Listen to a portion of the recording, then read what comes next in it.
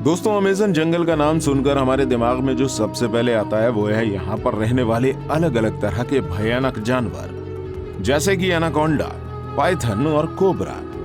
लोगों का तो यहाँ तक मानना है कि इस अमेज़न जंगल में आज भी डायनासोर रहते हैं, और ऐसा कहा जाना एक तरह से बिल्कुल सही भी है, क्योंकि अमेज़न जंगल इतना घना है कि अभी तक इसका सिर्फ 25% भाग ही देखा जा सका है, और बाकी के 75% हिस्से में क्या कुछ ये जंगल हम मनुष्यों से छुपाए बैठा है, अभी तक साइंटिस्ट भी जान नहीं पाए हैं। इस जंगल की विशालता का अंदाजा आप इस बात से लगा सकते हैं कि हर तीसरे दिन इस जंगल में एक नई खोज निकलकर सामने आती है।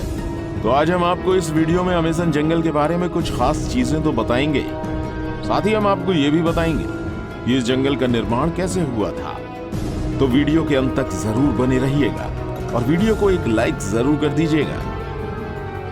दोस्तों, इस बात में कोई भी शक नहीं है कि दुनिया में सबसे ज्यादा सुंदर और विचित्र प्रकार के जीव जंतु अमेज़न के जंगलों में ही पाए जाते हैं। इस जंगल के अंदर आकर ऐसा महसूस होता है जैसे हम किसी अलग ही दुनिया में आ गए हों। इस समय धरती का सबसे ज्यादा घना जंगल अमेज़न ही है। इस जंगल में पाए जाने वाले एनाकोंडा बाकी देशों की तुलना में काफी ज्यादा बड़े होते हैं। इसके अलावा इस जंगल में प्राचीन वक्त के भयानक सांपों को देखे जाने का भी दावा किया जाता है, क्योंकि इस जंगल का क्लाइमेट बिल्कुल वैसा है जैसे कई लाख साल पहले धरती का हुआ करता था।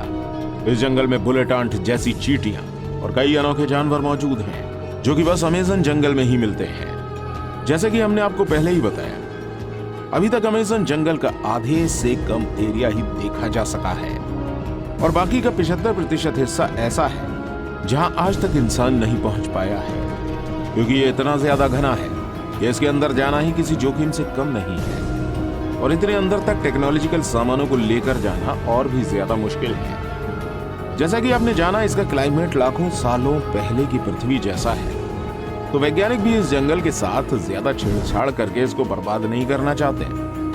अमेज़न जंगल के अंदर जानवरों के अलावा आदिवासियों की कई प्रजातियां भी निवास करती हैं, और इस जंगल के अंदर कई प्रजाति तो ऐसी भी हैं जिनके बारे में हमें अभी तक कुछ भी नहीं पता है।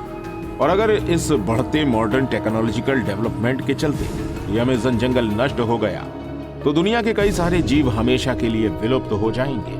अमेज़न जंगल के बारे में आए दिन नई और अनोखी बातें सामने आती रहती हैं। अक्सर यहाँ पर कई तरह के एक्सपेरिमेंट और स्टडी चलती रहती है। जैसे कि अभी कुछ साल पहले, साल 2017 में लीड्स यूनिवर्सिटी ने एक रिसर्च में पाया कि अमेज़न जंगल जितनी कार्बन डाइऑक्साइड ग्रहण करता है उतनी और कहीं नहीं जाती। इसके चलते यहाँ पर कार्बन एम्बिशन बहुत कम है, और यही कारण है कि यहाँ का वातावरण इतना अच्छा है। साइंटिस्ट कार्लोस नोबेल अपनी रिसर्च में बताते हैं कि जिस तरह से अमेज़न जंगल को आज के समय काटा जा रहा है वह इस पृथ्वी के लिए बहुत ज्यादा नुकसानदेह हो सकता है, क्योंकि ये जंगल पूरी दुनिया को 20% से अधिक साफ ऑक्सीजन प्रदान करता है।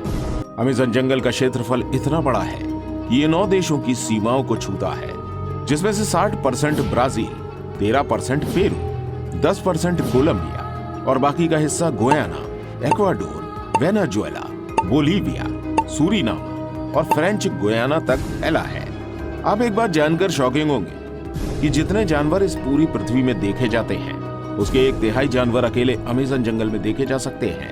इस जंगल के पेड़ों की संख्या लगभग 4 अरब बताई जाती है, जिसमें 16,000 से ज्यादा उनकी प्रजातियां हैं। दोस्तों, अमेज़न जंगल के कीड़ों की भी बहुत अधिक चर्चा की जाती है। कहा जाता है कि यहाँ जितनी तरह के कीड़े और जीव जंतु मिलते हैं उनमें से कुछ ही फीसदी के बारे में साइंटिस्ट अभी तक पता लगा पाए हैं। यहाँ पर पाई जाने वाली बुलेट चींटियां कोई साधारण चींटियों जैसी नहीं है। कहा जाता है अगर ये किसी इंसान को डंक मार दे तो बंदूक की गोली लगने जैसा महसूस होता है। देखने में भले ही ये नॉर्मल चींटियों की तरह छोटी ही है, लेकिन इनके डंक में बहुत ही खतरनाक जहर पाया जाता है। चींटियों के बाद यहाँ पर मकड़ियों की भी चर्चा बहुत अधिक होती है, क्योंकि यहाँ पर मकड़ियों की 3000 से ज्यादा प्रजातियां पाई जाती हैं, जिनमें से ज्यादातर खतरनाक और जहरीली ही होती हैं। इस जंगल की टेरेंटोला मकड़ी को सबसे ज्यादा खतरनाक बताया जाता है। कहा जाता है ये मकड़ी अपने बालों को खतरनाक वेपन्स की तरह उपयोग करती है। अगर गलती से ये किसी इंसान की आंख में लग जाए तो बुरी तरह से घायल कर देती है। अब इतने कमाल के और छोटे जानवर बस यहीं देखने को मिलते हैं। तो ये तो हो गई इस जंगल के बारे में कुछ खास बातें, लेकिन इन सब से जो बेहद खास है वो ये है कि ये जंगल बना कैसे। ये जानकर आप जरूर चौंक जाएंगे, क्योंकि आप कह सकते हो कि अमेज़न जंगल जिस तरीके से बना है उसने लगभग आधी पृथ्वी को बर्बाद कर दिया है। अभी हाल ही में कुछ स्टडी से पता चला है कि डायनासोर जैसे बड़े जीवों को मारने वाला एस्टेरॉयड एक नए नियोड ट्रॉपिकल जंगल के निर्माण के लिए जिम्मेदार है। इन ट्रॉपिकल जंगलों का निर्माण एक एस्टेरॉयड के कारण हुआ जो आज से लगभग 65 मिलियन साल पहले पृथ्वी से टकराया था, और इसके बाद क्रिटेशियस मास एक्सटिंक्शन हुआ था जिसने धरती के पूरे रुख को ही बदल दिया। इस दौरान पृथ्वी पर राज करने वाले 25 किलो के वजन से अधिक लगभग 75% जीवों की प्रजातियां पूरी तरह से विलुप्त हो गई। ये मास एक्सटिंक्शन मुख्यतः 2 कारणों से हुआ जिसने डायनासोर जैसे भयानक जानवरों का नामो निशानी मिटा दिया। सबसे पहले लगभग 65 मिलियन साल पहले 10 किलोमीटर साइज जितना विशाल एस्टेरॉयड हमारी धरती से आ टकराया, और इस एस्टेरॉयड के पृथ्वी से टकराने के कुछ ही टाइम बाद कई किलोमीटर दूर तक आग का गोला फैल गया। इस आग के गोले ने रास्ते में आने वाले सभी बड़े जीवों की प्रजातियों को पूरी तरह से नष्ट कर दिया। इस एस्टेरॉयड की टक्कर में समुद्र में कई किलोमीटर ऊंची खतरनाक लहरें उठी जिन्होंने चारों तरफ तबाही मचा दी।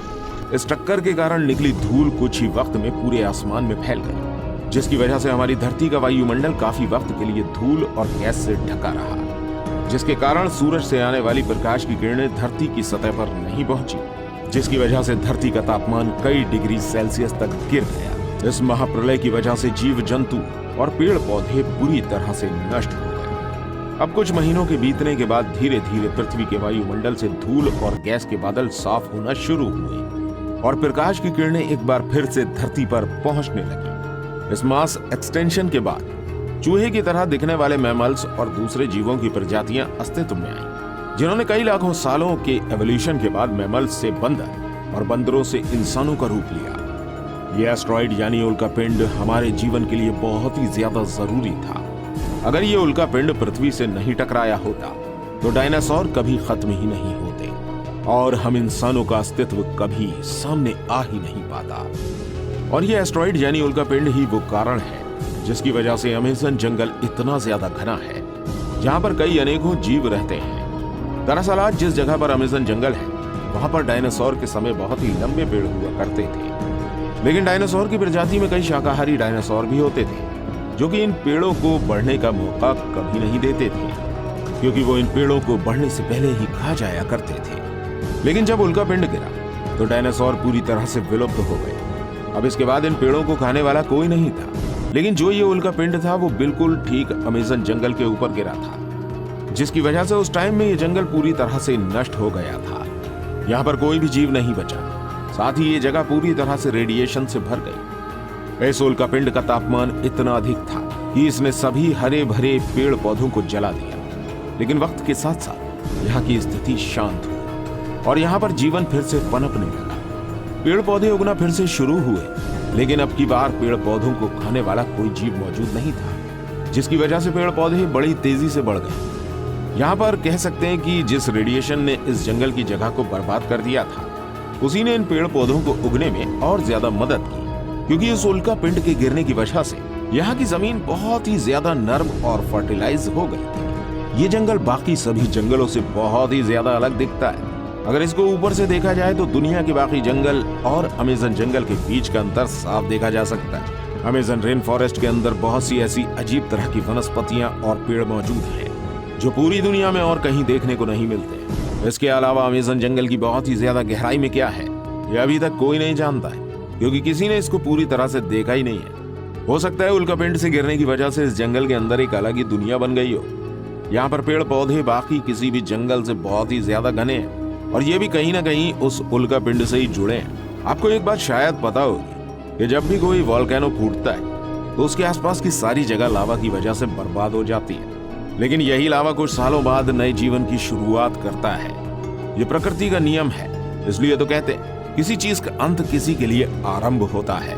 क्रिटेशियस मास एक्सटिंक्शन से पहले भी 4 एक्सटिंक्शन हुए थे। ये एक्सटिंक्शन थे Ordovician mass extinction, Devonian mass extinction, Permian mass extinction और ट्रायसिक जोरासिक मास एक्सटिंक्शन। और इसके बाद हुआ था क्रिटेशियस मास एक्सटिंक्शन। और इन्हीं सब एक्सटिंक्शन की वजह से धरती के एक जीवन को नष्ट होना पड़ा, जिससे नए जीवन को अस्तित्व में आना पड़ा। वैसे ही एक वक्त आएगा जब इस धरती से हम मानवों का नामो निशान मिट जाएगा। इसके बाद दूसरा जीवन आएगा।